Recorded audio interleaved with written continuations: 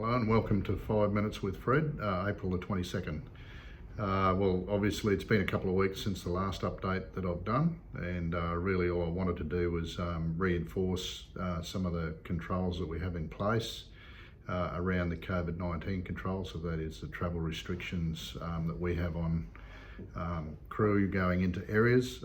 Given our guys are essential service workers, they are able to enter a lot of these areas subject to the permissions that are in place.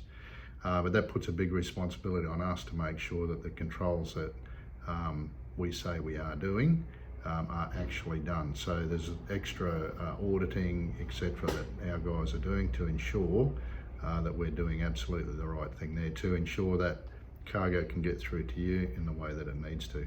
So again, keep an eye on our Facebook page and our website. Schedules are in there, they're being adhered to, and we're here with some of the immediate savings that we've made internally by cutting discretionary spend and a range of other things that prudent businesses do in times like now, to ensure that we're here for the long haul, and we've got your back, and the schedules will be kept to. So that's giving our suppliers and customers and others confidence to continue to make sure that cargo can flow. That's what we're here about. What I'd like to touch on today is Saturday is Anzac Day, and there's a range of people we probably all know and had contact with over the years that are ex-servicemen and service personnel. I think it's important on Saturday to really stop and reflect on the sacrifices that those individuals have made for our country and our way of life, and the things that we all take for granted nowadays. Thanks to the sacrifices of many, we have preserved a way of life that sometimes people are critical of. You know, if they really stop and think about some of the controls and some of the things that are in place from government and others.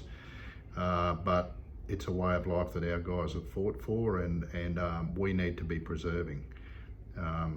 And by that I mean, you know, there's things now around COVID-19 that, you know, people are complaining about having access to things or not having access to things, or, you know, their freedoms or their rights, you know, and they think they're doing it hard by having to sit at home for a few weeks or whatever the case may be, or indeed losing their job, which is tragic as well and bad.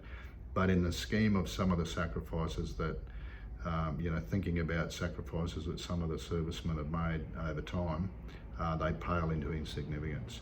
So, you know, I think some people watching this might have been fortunate enough to watch Q&A earlier this week, and there was a 95-year-old ex-serviceman on there talking about, you know, when he sees people fighting over a roll of toilet paper, as an example, what did he fight for, and why was he a prisoner of war in the Thai-Burma Railway, and the things that he put up with during that period of time, when, you know, they were doing absolutely everything they could just purely to survive. So I would encourage everybody to just stop, take pause, reflect on the prior sacrifices that have been made by real men, and apply that to the current situation, and think about, you know, what you're going through at the moment. As bad as it might feel, or as bad as you might think it is really nothing in comparison to what they've done. So I tip my hat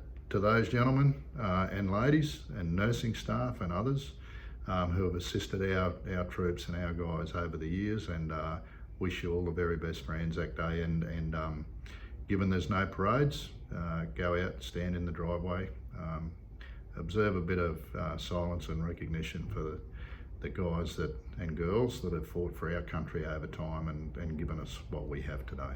So thank you for your sacrifices, one and all. Thank you.